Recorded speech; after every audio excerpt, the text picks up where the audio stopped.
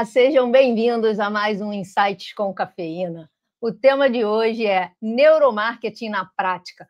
Como transformar insights comportamentais em vendas? Para vocês terem uma ideia, esse é um mercado global que já está avaliado em mais de 1,44 bilhões de dólares. E tem uma projeção de chegar a mais de 3 bilhões. Então, para me ajudar a entender esse mercado, o que isso faz, qual a potência dele, eu tenho hoje aqui comigo o João Pentagna, especialista em ciências comportamentais aplicadas a negócios, com mais de 20 anos de experiência em marketing, trade e vendas, sócio fundador da Neuromarketing e co-host de um podcast chamado 30 Minutos de Neuromarketing. Atua como diretor comercial da Shopper Intelligence Brasil, é professor do Instituto Brasileiro de Neuromarketing e Neuroeconomia, possui MBA em Marketing pela FGV de São Paulo e em Neurociência, Consumo e Marketing pela PUC do Rio Grande do Sul. E ainda é mestrando em Administração pela Fundação Dom Cabral. Nossa, quanta coisa, não sei como você consegue ter tanta energia para ter esse currículo maravilhoso. Primeiro, muito obrigada por ter disponibilizado o seu tempo para poder conversar comigo sobre neuromarketing. Eu ainda tenho uma sensação que as pessoas acham que neuromarketing é gatilho mental. Então, acho que isso a gente também pode comentar um pouquinho sobre. E, claro, começar falando o que é o neuromarketing, quando que ele realmente traz valor, além dessas pesquisas tradicionais de mercado, além de gatilhos mentais. O que é esse neuromarketing? Bom, primeiramente, Érica, obrigado pelo convite, né? É sempre um prazer falar do assunto que eu vivo, que eu respiro, né? E eu brinco que não é só a minha profissão, né? É tudo que eu faço, eu dou aula do assunto, né? Eu realmente gosto muito do assunto e por isso, né, que eu estudo bastante sobre o assunto. E respondendo a sua pergunta, o que é neuromarketing, né? Eu acho que quando a gente tem que entender uma palavra, eu gosto muito de ir na etimologia da palavra, né? Eu acho que antes de entender neuromarketing, as pessoas precisam entender o que é marketing, né? Porque existe muita confusão no mercado em relação ao que é marketing. A aplicação de marketing nas empresas, ela é muito mal feita, né? A maioria das empresas, se você for num departamento de marketing perguntar o que as pessoas do departamento de marketing fazem, as pessoas fazem só comunicação, e marketing é muito mais do que comunicação. Comunicação é apenas uma das ferramentas do composto mercadológico, né? Então eu gosto muito da definição mais antiga de marketing que existe, que é entender e atender, né? Então, se você não entende o seu perfil de cliente, o seu público, né, como que você vai atendê-lo, né? E como que você atende esse teu cliente? Através do composto mercadológico. E aí os 4 P's é a melhor forma de você entender o que é marketing, né? Então, se você entende o teu público e você atende esse público através de um produto ou serviço, num determinado preço que esse perfil de público aceita e vê valor nesse produto, através de uma praça, né, ou seja, os canais de venda onde você está presente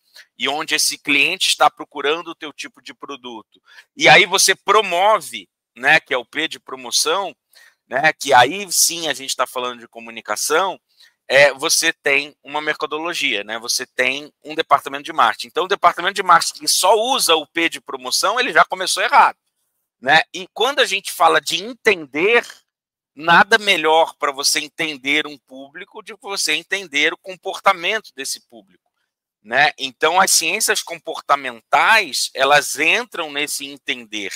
E aí o neuromarketing, ele tem uma série de disciplinas que não é só a neurociência, né? Você tem a neurociência, você tem a psicologia, e aí disso você tem a economia comportamental, né, que é uma junção de psicologia com economia. Você tem uma série de disciplinas interdisciplinares para você poder entender comportamento, né? Obviamente voltado para a mercadologia, né? A gente está falando aqui de neuromarketing.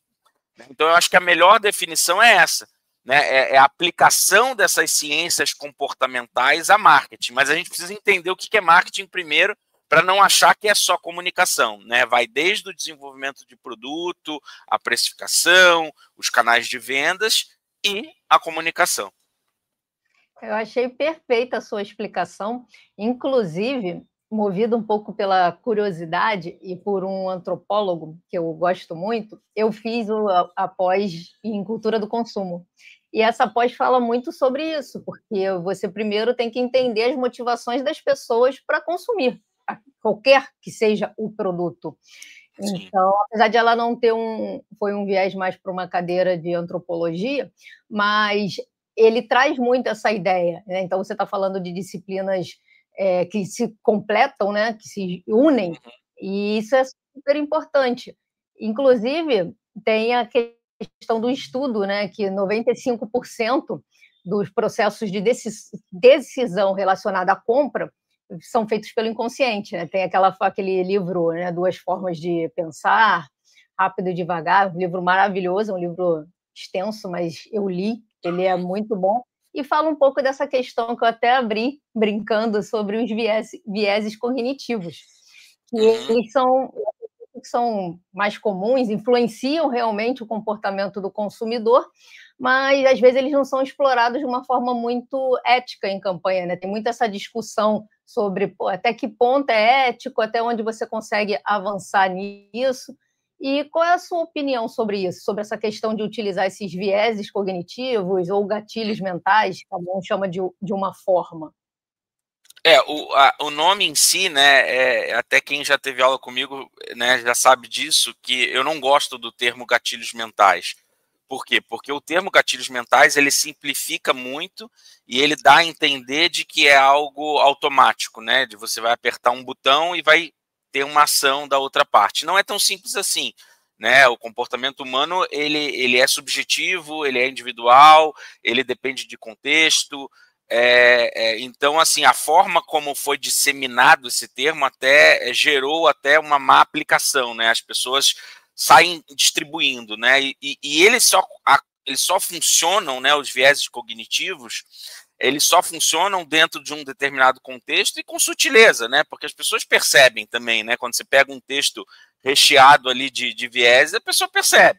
Né? Então, onde existe aplicação, e aí sim eu acho que uma aplicação ética, uma aplicação consciente, é quando você usa de forma sutil, né? Adequada ao contexto. Né? E eles são inúmeros, né? Já são mapeados mais de 188. Né? Tem o Codex lá, que é aquela imagem famosa que foi mapeado, né, todos os vieses, e são 188 vieses. E em relação à ética, eu acho que a ética ela precede um pouco essa discussão, porque a partir do momento que você vende um produto e um serviço bom, que vai endereçar uma dor, uma necessidade do seu público, você usar disso para persuadir e não manipular. Existe uma diferença, né, entre persuasão e manipulação. Para persuadir o seu público a usar o seu produto, a fazer um determinado comportamento em favor da sua marca, você está atendendo esse cliente, porque o seu produto é bom. Né? Agora, o que existe de antiético é quando você coloca produtos ruins no mercado, né, que não vão endereçar essas dores, e aí, independente do que você usa, né, vai ser antiético. Né? Então, eu acho que por isso que a ética ela precede toda essa discussão. Né? Então, o mercado é capitalista, né? A gente precisa vender. Sim. Né? A empresa precisa vender para sobreviver. E a partir do momento que você trabalha numa empresa que tem um produto bom, tem um serviço que atende uma determinada dor, você tem que colocar o teu esforço para persuadir o máximo de pessoas possíveis a usar o teu produto. Então, eu acho que a ética ela mora aí. Né? E não necessariamente no uso da ciência comportamental na comunicação, no desenvolvimento do produto, enfim. Acho que você tocou num ponto bem importante, né? A questão de influenciar e não manipular. Acho que talvez esse seja ali a linha que controla um pouco a questão de interpretação do uso das técnicas. Agora você falou 180, eu até me surpreendi, né? Porque a gente conhece, assim, quem não é da área, conhece os principais. Eu acredito que ficou muito famoso por a questão de marketing em relação a lançamento, né? Essa estrutura toda que foi criada e explodiu há alguns anos atrás. E falando aqui sobre essa questão das ciências comportamentais, né? Quando você tem um produto que atende um mercado, né, B2C, é completamente diferente do B2B. Claro que tem aquela premissa que no final você está vendendo, está se comunicando, está fazendo essa abordagem para pessoas, porque atrás do CNPJ tem o CPF. Mas também tem uma diferença nessa comunicação, nos meios que você vai usar, eu digo meios até de mídias, que você vai utilizar para a sua comunicação. E como é que você vê essa questão da diferença em relação aos vieses? Eu vou elaborar aqui para poder fazer o meu estudo das ciências comportamentais, mas o meu foco são empresas, ou seja, eu produzo e vendo para empresas e não, de fato, para um consumidor final.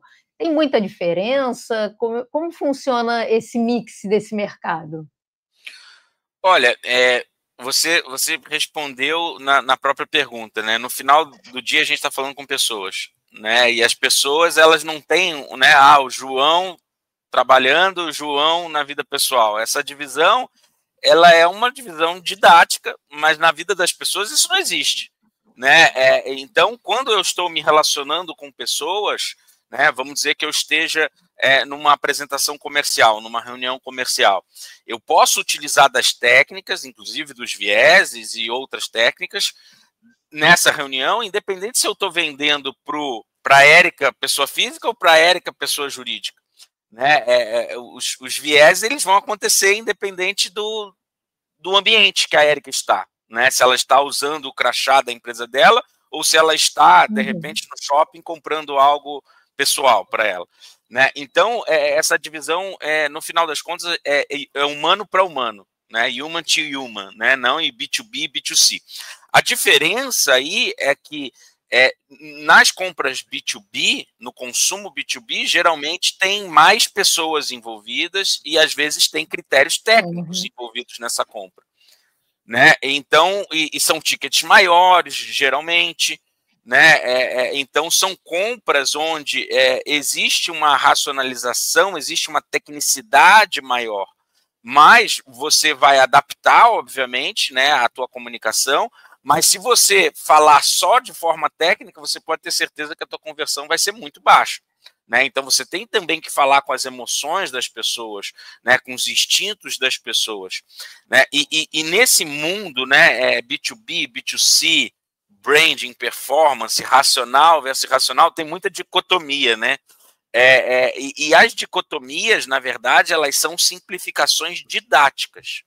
Isso é muito importante da gente entender, né? Não existe dentro do nosso processo cognitivo essa divisão racional e irracional. Nosso cérebro, ele é uma circuitaria, né? Então, o que é consciente e inconsciente, ele está acontecendo de forma concomitante em diferentes regiões do meu cérebro. Né?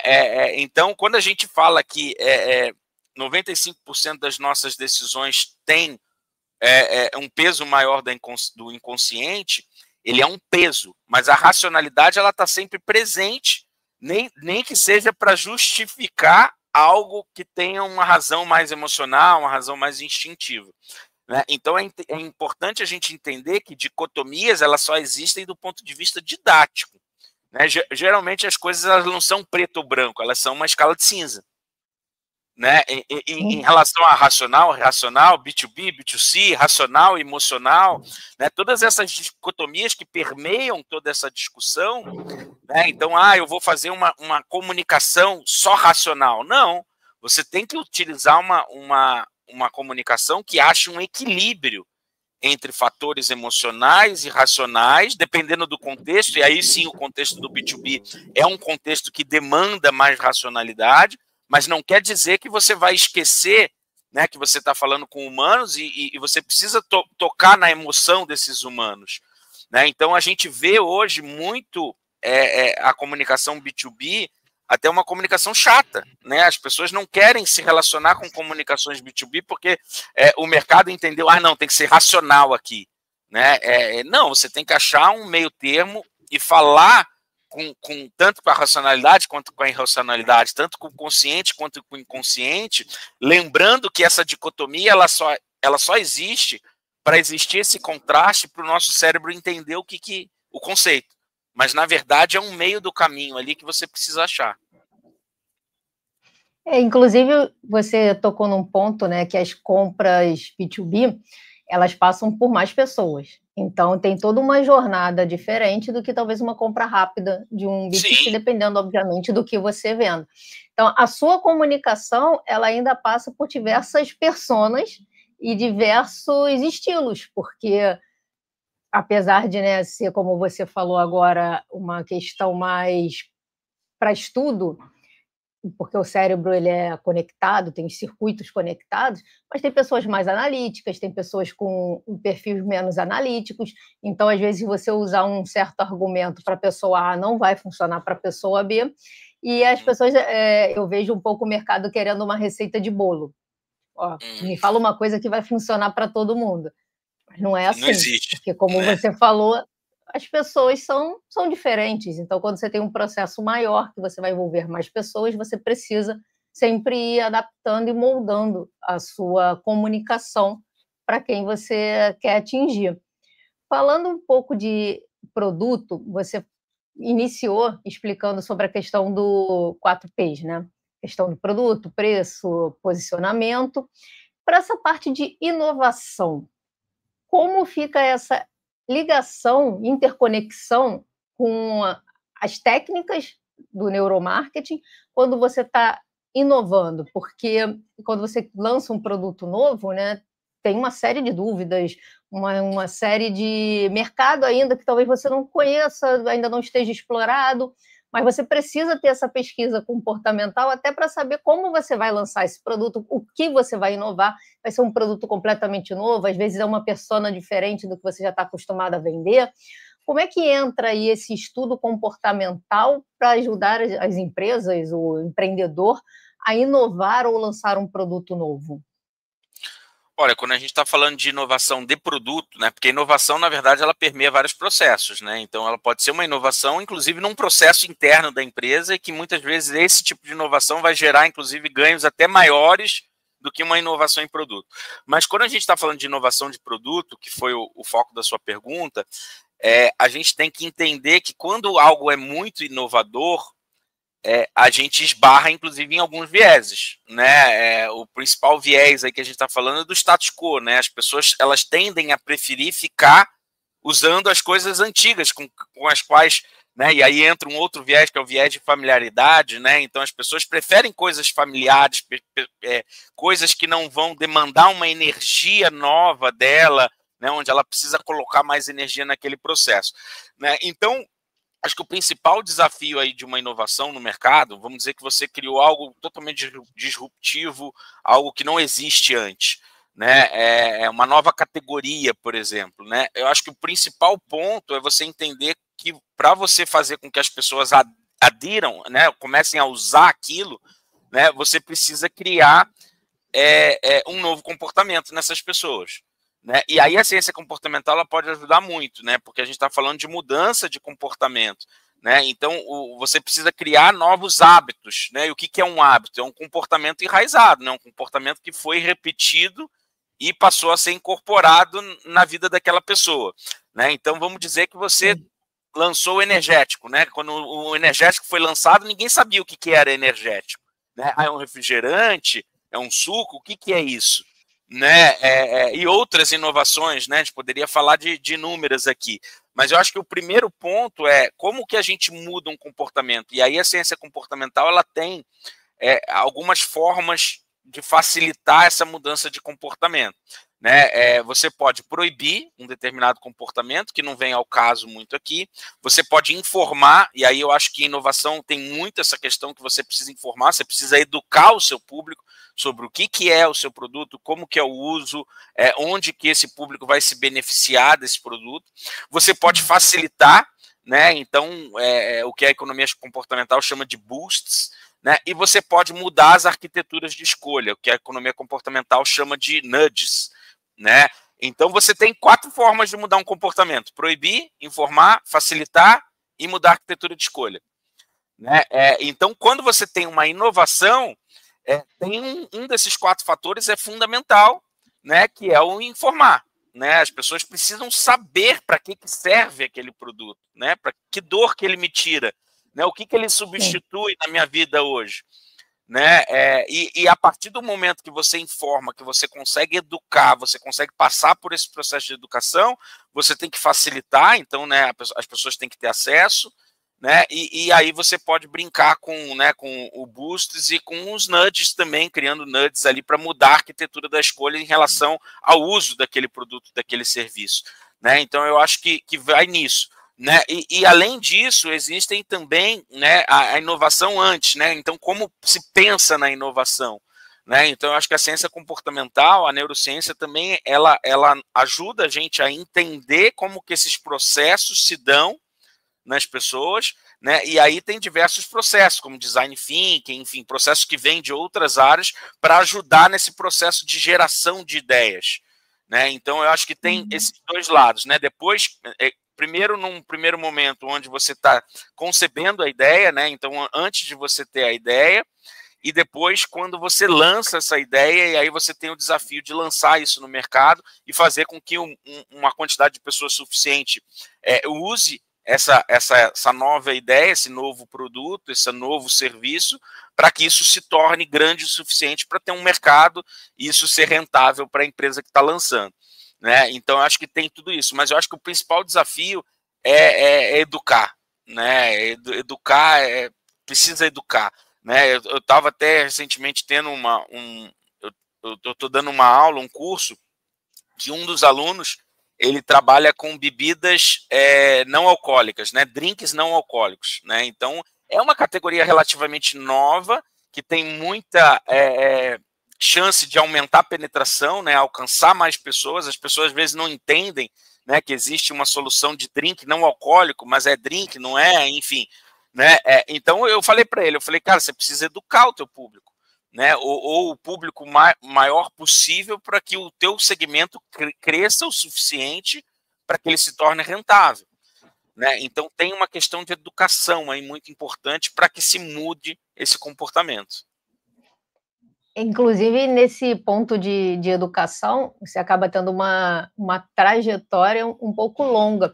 Você falou agora de drinks não alcoólicos. Eu li recentemente, deve ter menos de um mês, sobre a questão geracional, que a geração anterior ela consumia mais bebida alcoólica e essa geração mais nova ela está mais numa onda fitness, de consumir menos álcool, não ser tão dependente assim do álcool. Então, o produto também ele tem que se enquadrar num momento de você entender o comportamento do público que você vai atender, porque vem mudando. A tecnologia vem mudando, a gente está muito mais digital, então produtos que faziam muito sentido na época da minha avó, por exemplo, hoje em dia talvez nem ninguém use, não faça mais sentido, virou algo completamente ultrapassado. E aí, mais uma vez, você entender para o comportamento do público que você quer atingir é a diferença, acredito até entre um sucesso, né? Lançar um produto ou um serviço, um processo que tenha sucesso. Eu fiquei com uma questão ouvindo você falar, porque a gente está aqui, claro, né, neuromarketing, fazendo sempre essa comparação com marketing, com outras ciências que trazem esses dados comportamentais. No marketing, falando um pouco do marketing digital em si, existem várias ferramentas, várias métricas que são usuais de mercado. Quando você vai estudar o comportamento, né, dados comportamentais, vocês também se apropriam um pouco dessas métricas, por exemplo, olhar um Google Analytics para poder entender qual a faixa etária que está sendo atendida, se é um público mais masculino, se é um público mais feminino, qual o nível de renda. Vocês também utilizam talvez o Google Analytics mesmo, que é o que está vindo na minha cabeça agora, ou não? Existem ferramentas bem específicas e focadas para você conseguir, de fato, medir. Você falou que a gente pode começar usando essas ferramentas e processos, tipo design thinking, entre outros, para gerar aquele brainstorming inicial, e depois dele gerado, como é que vocês vão medindo para ver, olha, essa hipótese, essa ideia que a gente está colocando aqui no mercado funciona? Ou, olha, não, a gente está falando com o público errado, de forma errada, a gente precisa mudar. Olha, na verdade, assim, o neuromarketing ele é complementar a todas as outras ferramentas, né? Então, se eu sou um marqueteiro que usa o neuromarketing, obviamente que eu também uso, né, as outras ferramentas. Eu vou usar um Google Analytics, eu vou usar todo o arcabouço possível, mas eu coloco a ciência comportamental a meu favor ali como uma ferramenta a mais para eu entender um pouquinho melhor o meu público, né? E quando a gente fala de pesquisa, basicamente existem 3 formas de pesquisa. Existe a pesquisa tradicional, né, que pode ser qualitativa ou quantitativa, que é quando você pergunta para as pessoas e a pessoa racionaliza a resposta e te dá uma resposta, né? Pode ser um focus group, que é um formato mais qualitativo, ou pode ser uma pesquisa quantitativa tradicional ali de prancheta, né? Você fazer um questionário, a pessoa responder, enfim. Né? Existe o Big Data, né, que são todos esses dados que são gerados, né, no mundo digital, né, seja através até do próprio RP da empresa, tem muito dado ali, o CRM da empresa tem muito dado ali, sim, e os dados que são gerados na web, né, de maneira geral, num relacionamento com as empresas, ali nas redes sociais, enfim. Né? Então, você tem a pesquisa tradicional, você tem o Big Data e você tem as pesquisas de neuromarketing de forma específica. Né? Então, o neuromarketing ele tem as suas formas de pesquisa. Né? Então, a mais popular delas é o eye tracking, né? A mais democrática, que todo mundo escuta falar, vê lá o mapa de calor e tal.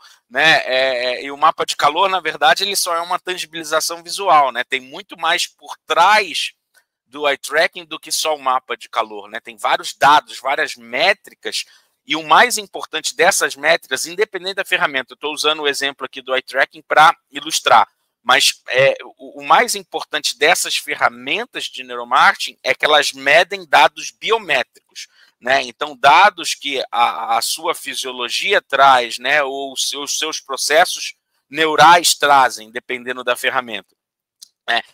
E não existe como o ser humano manipular esses dados. Né? Então, o que dilata a minha pupila é o que chama a minha atenção. Eu não tenho como desviar isso. Né? E na pesquisa um comportamento automático, né? Exato, é da nossa fisiologia, é uma resposta da nossa espécie, da nossa biologia. Na pesquisa tradicional, quando eu te pergunto, você tem a possibilidade de racionalizar sobre essa pergunta. E nessa racionalização, muitas vezes você usa justificativas racionais que encobrem eventuais motivações. Na pesquisa de neuromarketing, você não tem como encobrir essas motivações. Você mostra o que realmente está te chamando a atenção, o que está te trazendo um engajamento emocional, o que você está entendendo, o que você não está entendendo, o que gera algum tipo de associação de memória ou não gera nenhum tipo de associação de memória. Então, é muito mais difícil a gente mentir para as ferramentas de neuromarketing do que a gente mentir num ambiente de uma pesquisa tradicional. Vamos colocar um focus group, por exemplo. Né? Então, quando você está lá participando de um focus group, geralmente tem uma pessoa que fala mais, uma pessoa que puxa a discussão do grupo, e muitas das pessoas ali, até para ser aceitas socialmente, elas acabam concordando com essa pessoa. Né? Então, você enviesa toda uma discussão em função de fatores, inclusive da nossa biologia, da nossa espécie, né? Então, na pesquisa de neuromarketing... pertencimento, nesse caso, né, que você está citando. Exatamente, um senso de pertencimento ali, as pessoas não vão querer ser polêmicas ali naquele momento. Né? Então, muitas vezes, eu falo assim, a pesquisa tradicional, ela levanta hipóteses, né? E a pesquisa de neuromarketing, ela vai atrás das motivações. Né? Então, é muito mais difícil você ter conclusões erradas numa pesquisa de neuromarketing. Eu não estou falando aqui que a gente tem bola de cristal, não é isso. Né? Até porque existe a subjetividade, o mercado é muito grande, mas se você tem padrões de resposta ali, né, você consegue predizer comportamento de mercado de uma forma muito mais assertiva do que você simplesmente perguntando para as pessoas. Né? Mas elas não são excludentes, não é tipo, eu só vou usar a pesquisa de neuromarketing. Na verdade, elas são complementares. Então, eventualmente, você vai levantar hipóteses numa pesquisa tradicional e aí você pode validar essas hipóteses através de uma pesquisa de neuromarketing. Então, a pesquisa de neuromarketing ela é muito interessante, por exemplo, quando você tem um alto investimento. Então, você vai desenvolver um produto. Né? E aí você precisa desenvolver uma embalagem, por exemplo. Esse é um investimento muito grande, porque vai ser seu produto, né? Vai ser provavelmente a razão do teu sucesso ou do teu insucesso, né? Então, uma pesquisa de neuromarketing para validar essa embalagem, ela é extremamente benéfica nesse ponto, né? Porque se você levar isso para um focus group, provavelmente as pessoas vão falar, eu gostei. Mas o que significa gostar se a pessoa não está tirando dinheiro do bolso? Se ela não está deixando de comprar, de repente, um produto que ela já compra para comprar aquele produto, né? Então, eu trabalhei muito tempo em indústria de bens de consumo, né? E aí tinha as famosas pesquisas de intenção de compra. E aí saíam lá 95% de intenção de compra. Só que ninguém estava tirando dinheiro do orçamento de comprar coisas que ela estava acostumada a comprar para comprar aquele produto, né? Então, eram pesquisas muitas vezes, às vezes para validar uma ideia que já estava concebida, enfim, né? Então, uma pesquisa de neuromarketing nesse ponto é extremamente útil, né? Porque você vai estar colocando talvez milhões ali naquele investimento, né? Então, validar isso com um estudo, né? E hoje existem plataformas de estudo, e eu trabalho com isso, que não são tão caras assim, né? Porque às vezes a pessoa acha que não, neuromarketing é só para empresa grande, é só para, né, quem tem muita verba. Não, hoje em dia existem ferramentas, né, e a tecnologia vem proporcionando isso, que democratizaram o acesso a esses estudos, né? Então eu tenho hoje clientes que não são mega corporações, são empresas, médias, né, que conseguem fazer estudos de neuromarketing para poder validar e ter muito mais certeza, ter dados para tomada de decisão, né? E marketing tem muito isso, né? Quando você pensa em comunicação de marketing, o processo da criação das artes é muito baseado no achismo, né? De tipo, eu gostei dessa arte, eu achei mais bonito. E você não tem que achar nada. Na verdade, quem tem que achar, né? E o teu público, se você perguntar, ele não vai te dizer muita coisa. Então, as pesquisas de neuromarketing, elas entram nesse ponto para poder validar layouts, embalagens, campanhas, enfim. Você falou coisas super interessantes, inclusive essa parte do eu gostei. Eu acho que toda agência de marketing sofre um pouco com isso, que é o famoso briefing. Que às vezes o dono gosta de uma coisa, mas não é o que o mercado que ele quer vender consome, e isso acaba criando aí uma fricção e erros que depois a gente nota ao lançar uma campanha, ao lançar o produto, ou o designer. Inclusive, eu acompanho o seu conteúdo, né, sobre a questão até de arrumar o produto numa prateleira de mercado, por exemplo. Existem formas já mapeadas, né? Acho que é com mapa de calor, você pode me corrigir, fica bem à vontade, que mostra qual produto deveria estar onde chama mais atenção, de acordo com o público que vai consumir.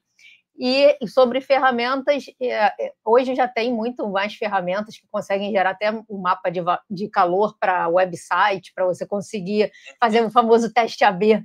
Então, e grava a sessão, inclusive, bem legal, para tirar também esse mito que você citou sobre só empresas grandes conseguem ter dados comportamentais, dados relacionados a neuromarketing para poder aplicar no negócio, visto que é muito interconectado e complementar as técnicas e dados já existentes no marketing e em outras ciências e modalidades aí que a gente tem ao longo da nossa jornada de construção de comunicação, de venda de produto. Super, super interessante. Na verdade, uma super aula que a gente combinou de trocar essa ideia, porque, para mim, o neuromarketing ele surgiu um pouco lendo o livro, e com ele vieram várias dúvidas e questões que você esclareceu muito bem agora, inclusive sobre como aplicar, o que utilizar, e ao longo do tempo a gente vai quebrando um pouco esses mitos. Então, quando eu pedi para conversar com você para gravar, foi muito nesse viés também. Vamos tirar um pouco o mito do neuromarketing, vamos explicar de fato como você utiliza, como ele ajuda, como você deu diversos exemplos agora, para você conseguir chegar a dados de qualidade, não simplesmente perguntar. Existem livros também do Jonah Berger, se eu não me engano, que fala um pouco sobre isso, sobre essa questão de análise. Tem vários livros aí de qualidade que com certeza você deve conhecer. Atrás de você está uma estante só de livros, né? Então você deve ter aí uma série de dicas para dar também. A gente está chegando aqui ao final, E eu queria perguntar para você, no final de cada episódio, eu sempre faço uma pergunta que tem um pouco a ver com o nome do podcast, né? Que é Insights com Cafeína. Que a ideia, a concepção dele foi essa: trocar ideias com pessoas que possam trazer novas ideias, mudar o ponto de vista, trazer novos pontos de vista, porque, de novo, cada um tem uma persona, cada um tem um jeito de ser que veio aí da infância, gerou comportamentos ao longo da nossa trajetória. A cafeína é um pequeno vício por café que eu tenho aí já há algum tempo. E para você, o que te motiva? O que seria a sua cafeína diária para continuar aí com a sua empresa, com o seu podcast, com as suas aulas, continuar levantando a bandeira do neuromarketing que você e a Cibele fazem de maneira brilhante? O que seria essa sua dose de cafeína diária? Olha, eu brinco assim, né? Quem começa a estudar comportamento, eu acho que o principal benefício de você estudar comportamento, além da aplicação mercadológica, que é o que a gente trabalha, é você se autoconhecer, né? Então, eu acho que isso motiva muito, né? Quando você começa a aprender algo que você consegue ver a aplicação em diferentes esferas da sua vida, né? Então, quando você começa a entender até teus hábitos errados, né, e como melhorá-los, né, isso motiva bastante, né? Então, eu acho que isso é uma das cafeínas, né, que me mantém aí firme nessa evangelização do assunto, né? E eu acho que a outra cafeína que também acho que está resultante dessa é que, além do autoconhecimento, a gente gera isso nas pessoas, né? E as pessoas também, né? Isso nos dá uma satisfação, né? Quando você vê os teus ouvintes, os meus alunos, né? Que eu dou aula em algumas instituições, e eles depois vêm conversar: João, consegui aplicar, ou João, entendi aquilo ali, mudei aquele comportamento, enfim. Né? Então, eu acho que isso que motiva, né? Tá sempre aprendendo sobre você mesmo, sobre os outros. É bem legal ouvir você falando isso. Realmente, a gente até conversou um pouco no off, né, sobre essa questão de criar um material de qualidade, depois você receber esses retornos. Pô, eu vi, foi legal. E parabéns de novo pela sua trajetória, por todo esse seu projeto. Como eu falei, eu realmente sigo, faço parte lá do seu grupo do WhatsApp, estou sempre lendo o que vocês mandam, acho um assunto super interessante e concordo com você sobre essa questão da gente se autoconhecer. Eu acho que talvez seja até isso que me encantou um pouco de estudar essa questão comportamental. João, mais uma vez, super, super obrigada pelo seu tempo, pela sua disponibilidade, por trazer conceitos importantíssimos aqui para a gente. Eu tenho certeza que quem vai ouvir a gente vai tirar vários insights novos e muito obrigada mesmo. Obrigado, eu que agradeço. Pessoal, espero muito que vocês curtam esse episódio, foi feito com super carinho. Sigam o João tem um projeto maravilhoso no Spotify, tem o podcast dele. Sigam lá, ele e a Cibele têm conteúdo realmente de qualidade. E vejo vocês no próximo Insights com Cafeína. Até lá!